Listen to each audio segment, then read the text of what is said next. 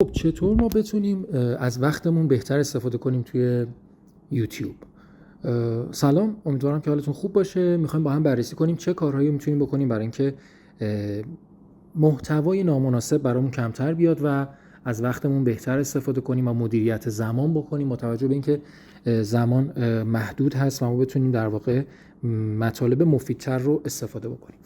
اولین کاری که میکنیم بچه‌ها، شما توی چنلتون که میرید ویو چنل رو میزنیم، توی قسمت در قسمت سابسکریپشن پایین دومین گزینه اینجا میاد و کل در واقع کسانی که شما اینها رو فالو کردی رو بهتون نشون میده. اگر روی گزینه آل بزنیم، اینجا روی گزینه آل بزنیم، میتونیم کل سابسکریپشن ها رو ببینیم. ممکنه ما یک زمانی یک کسی رو سابسکرایب کرده باشیم، دنبال کرده باشیم، ولی الان زیاد از محتواش نخواهیم استفاده کنیم. خوبه که چند وقت یه بار بیاین و لیست سابسکرایب ها رو بررسی بکنید، ببینید که به چه شکلی هست. شاید بعضی از اینها رو الان دیگه نیاز نداشته باشیم. به عنوان مثال فرض کنیم من میام نگاه میکنم، میبینم که این مورد رو یا این مورد رو الان دیگه نمیخوام استفاده کنم. خب چیکار میتونم بکنم؟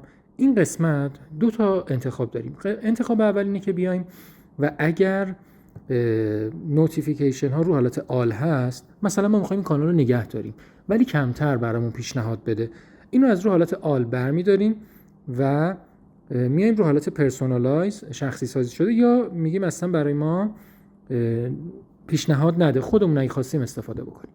یا اگر به طور کلی دیگه نخواهیم ازش استفاده کنیم، آن سابسکرایبش میکنیم، یعنی در واقع میگیم ما این کانال رو نمیخوایم. به عنوان مثال ما همین رو بیایم اینجا اینو کلیک بکنیم و آن سابسکرایب بکنیم، دیگه جزو گزینه‌هایی که ما دنبال میکنیم دیگه نیستش و بهمون پیشنهاد نمیشه.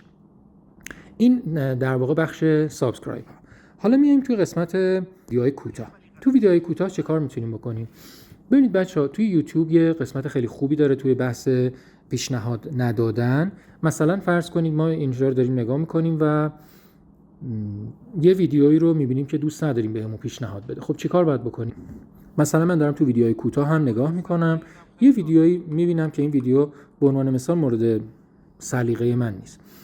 این قسمت سه نقطه بالا رو اینجا کلیک میکنیم و اینجا گزینه‌های مختلفی هست. میتونیم توضیحاتش رو ببینیم، میتونیم اگر یه ویدیوی مناسبی سیو کنیم که داشته باشیم، ولی اگر ویدیو رو دوست نداریم، قسمت not interested، یعنی من به این ویدیو علاقه ندارم، به من این ویدیو رو پیشنهاد نده، رو میتونیم بزنیم. اینو بزنیم چه اتفاقی میفته؟ از ما یک سوال میکنه، میگه که دلیل این که میخوای این ویدیو رو دیگه نبینی چیه؟ میتونیم جواب بدیم، میتونیم هم گزینه آدر رو بزنیم، این دلایل دیگر. ولی حالا این دلایل رو با هم بررسی کنیم. دلیل اول irrelevant، یعنی بی ربطه برای من، بی ربطه. گزینه دوم بورینگ، یعنی خسته کننده است. یا گزینه سوم تو سکشوال، یعنی مثلا خیلی محتواش جنسیه.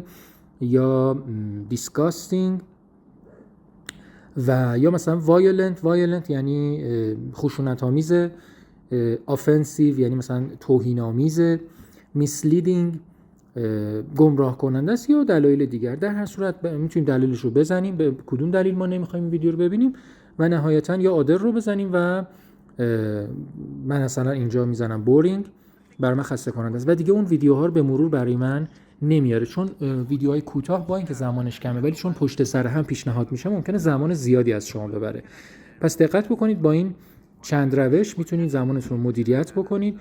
یکی این بود که ویدیوهایی که بهتون اینجا پیشنهاد میشه رو در واقع بیایید و not interested بزنید، اونایی که دوست ندارید، و یکی دیگه این که بیاین تو قسمت سابسکریپشن، اونایی که فکر میکنید دیگه خیلی بهش علاقه ندارید رو بیایید و از حالت سابسکرایب خارج بکنید. مثلا من میام اینو آن سابسکرایب میکنم که دیگه جزو ویدیوهای پیشنهادیم نشه.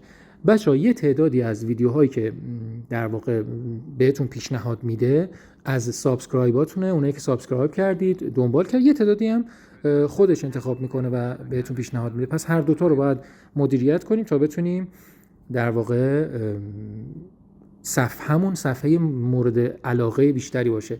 به مرور مدیریت درستی روی این صفحتون انجام بدین تا بتونید محتوای مناسب خودتون رو پیدا بکنید. اگر به آموزش یوتیوب، آموزش درآمد و محتواهای از این دست علاقه‌مند هستید، لطفاً سابسکرایب بکنید تا بتونین فایل های بعدی براتون دیده بشه. مرسی که تا اینجای ویدیو با من بودید. متشکرم. خداحافظ.